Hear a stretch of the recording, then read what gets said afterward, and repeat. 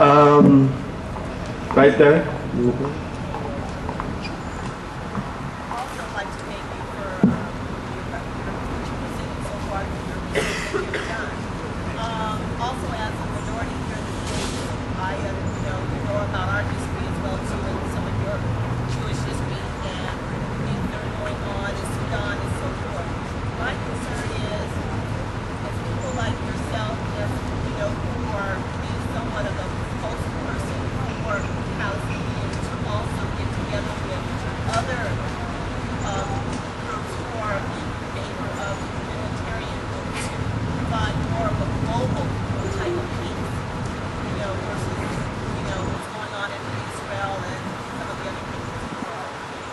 Great.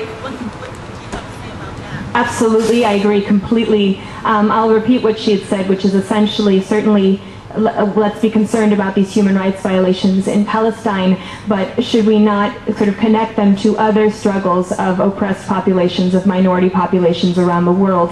And I would completely agree. I think, in fact, what's happening with the movement, and I think this is a good thing, is that, you know, traditionally people were constantly asking me, well, why aren't you giving these presentations in, you know, to very Zionist groups? And what I realized very quickly was that that wasn't exactly the most efficient way to build the movement, that we have all of these natural allies, just with regard to this particular struggle, and reaching out to people of color, reaching out to American Indians, African Americans, etc., I think is a great way to build our struggle and also to show solidarity for those other struggles. I mean, in my book, for example, I have, and there's some postcards back there that will give you a visual if you can't make it at 2 o'clock, but these 4 maps showing the transfer of land in the area over a pretty short period of time. Also in my book, I have 4 maps of this country and the transfer of land from the indigenous population to the colonizers in a relatively short period of time. We need to connect these different struggles, and I think it'll make all of our fights stronger.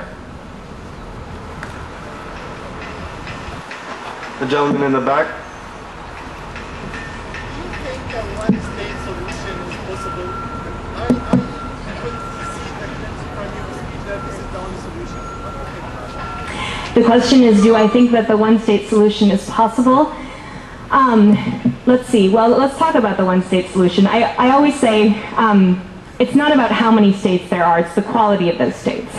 So I believe that the only lasting justice and lasting kind of peace can come from a situation in which rights do not depend on what religion you are or what bloodline you are, rather your citizenship or your geography, etc.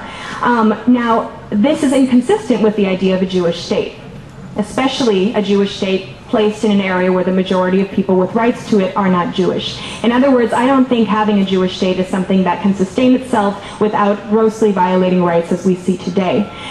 So the idea of having a one state, and Dr. Pape is one of the most articulate on the subject. I frequently quote him. I'm a little embarrassed to do it now right in front of him.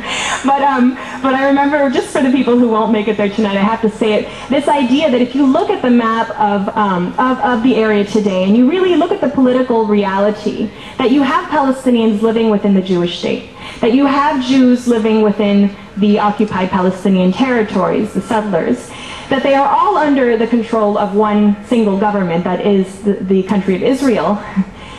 They're already living in one state. And what would it look like if we removed this institution of separation? And we consider the fact that before Zionist immigration really began, that the Muslim, Christian, and Jewish populations were coexisting relatively harmoniously. There was no kind of inherent incompatibility between these different peoples. But as soon as you introduce an institution in which there is this separation, this segregation, I'll show you some pictures of segregated roads in the talk, as soon as you introduce this kind of racial discrimination, you are going to see conflict arising. So I absolutely think that the answer lies in creating a space where people have equal rights. The gentleman in yellow. In the latest occupation of the old city of Jerusalem, yes or no, do Jews pray in the Western Wall? Can you repeat the question? In the latest occupation of the old city of Jerusalem, yes or no, do Jews pray in the Western Wall? In the latest? What do you mean by latest? Latest. Somebody occupied Jerusalem, the old city. Oh, you mean before the annexation by Israel? Yeah, who occupied that? But Jordan, you mean? Yeah. Are you talking about before 1967? Yeah. Okay, I'm sorry. I was simply trying to understand. So before 1967, the area was under Jordanian occupation, and Jews were denied access to those holy sites. Question number 2. Can a Muslim pray in the Al-Aqsa Mosque today? A small minority, the people who have Jerusalem IDs can, but the vast majority. Let me answer your question, sir. Let me answer your question. The vast majority of the Muslim and Christian population, as I have explained, has been forced out of the area. And even those that are left in the occupied areas, the vast majority cannot get into Jerusalem. So the answer is no. Most of them cannot reach their holy sites. And I'll be showing slides of children being taken to Jerusalem for the first time in their lives later, and how moving that can be for people denied that simply because of their religion and ethnicity. I think you can, would you like to ask a follow-up question? Yeah, before the second Intifada, there's people from the West Bank who pray in the Al-Aqsa Mosque? The people in the West Bank, but that's a minority, as I said. I think that's the majority. No, actually the refugee population in the diaspora. Historic book. Good point. Let's all do our research on this. I think you'll find that actually a lot of Norman Finkelstein, who was here last week, he makes an important point about distinguishing between controversy that is real and controversy that is contrived. And what you find is a lot of this controversy does not actually exist in the historic analysis, and it's thanks to historians such as Dr. Pape and many others, even within Israel, who have sort of dissected these things. So let's give the audience credit. Let's go to the history books. I'm not talking about political rhetoric. I'm talking about the history books and see what happened in those times. Before we move on to our next question, I'd like to remind the audience to answer one question. And if they have a follow-up question, please let the speaker finish completely before they interrupt her. Right, the woman in the back. Thank you very much for coming out here. It's great. I just wanted to young people here, obviously they're going to be the next generation. But what can you tell them? How can they go about if what you're saying with others is out generally? I mean, I understand it's awesome, but what can they do?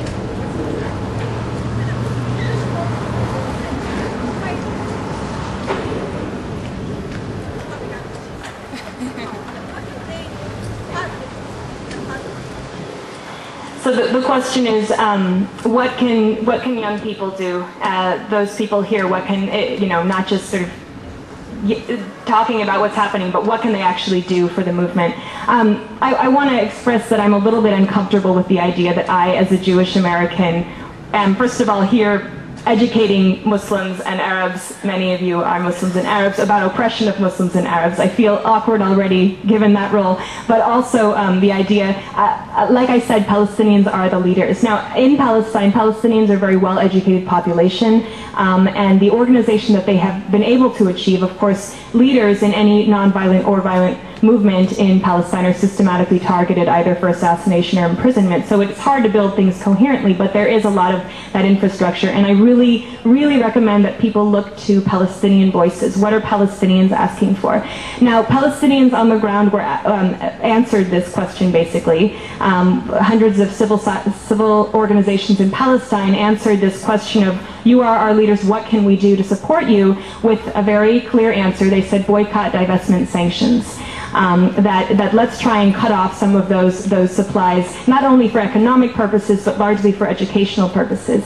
Does, the University of California, actually I know the answer already, have endowments that are invested in U.S. companies, Israeli companies that are profiting off of what is being done in our name as Americans, or in my name as a Jewish person? How can we withdraw those things? It's a sign of solidarity, it's a nonviolent thing, and most importantly, it's what Palestinians have asked for. So I think boycott would be, it's a great thing. What about, do you have a local store, for example, where you could go and ask if any products are from Israel, and perhaps, educate people in your community about what that means to be buying products made by a power doing what Israel's doing.